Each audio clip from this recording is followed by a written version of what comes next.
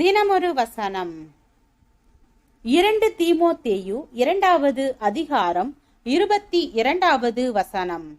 அன்றியும் பாலியத்துக்குரிய இச்சைகளுக்கு நீ விலகியோடி சுத்த இருதயத்தோடே கர்த்தரை தொழுது கொள்ளுகிறவர்களுடனே நீதியையும் விசுவாசத்தையும் அன்பையும் சமாதானத்தையும் அடையும்படி நாடு.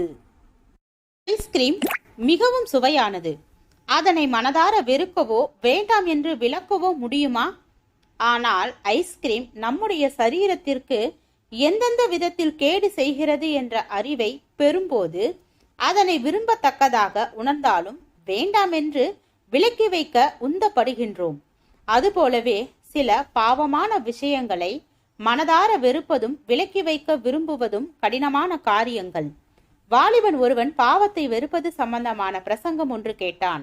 அதனை மிக சரி என்று ஒத்துக்கொண்டான். ஆனால் தன்னை ஒப்பு கொடுக்கும்படி அழைத்த போது அவன் தயங்கினான். ஏனென்றால் தன்னால் சில காரியங்களை தவறு என்று உணர இயன்றாலும் அவற்றை வெறுக்க முடியவில்லை என்றான். உணர்ச்சி ரீதியான சில இன்பங்கள், உற்சாகம் தரும் சில ஐக்கியங்கள், பொழுதுபோக்கு குதூகலம் தரும் சில நிகழ்ச்சிகள் போன்றவை ஐஸ்கிரீம் ரகமானவை. அவற்றை வெறுப்பதும் விலக்குவதும் எளிதானது அல்ல.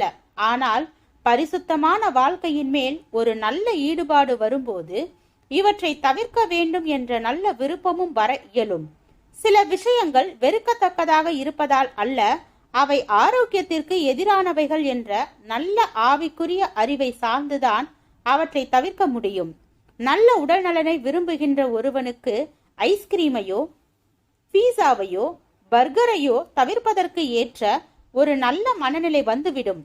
அதுபோலவே சில காரியங்கள் சுவை மிகுந்ததாயினும் கர்த்தருடைய ஐக்கியம், கர்த்தருக்கு ஏற்ற ஒரு நல்ல வாழ்க்கை, உயர்ந்த பரிசுத்த ஜீவியம் ஆகியவை குறிக்கோள்களாக மாறும்போது அவற்றிற்கு விலகி செல்லும் ஆர்வமும் ஆசையும் வந்துவிடும்.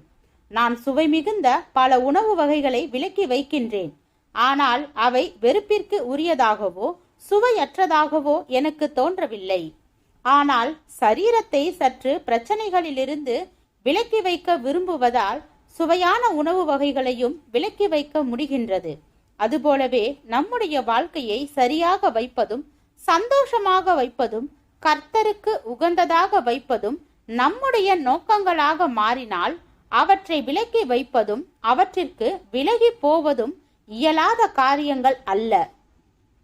ஜெபம். தேவனுக்கு ஸ்தோத்திரம். தேவனே, நாங்கள் எங்களுடைய வாழ்க்கையில் தேவ ஐக்கியத்தில் நிலைத்து இருப்பவராகவும் விசுவாசத்தில் உண்மையுள்ளவராகவும் சரியான வழியில் நடப்பவர்களாகவும் வேதத்தை பின்பற்றுபவர்களாகவும் வாழ கிருபை பாராட்டும். ஆமீன்.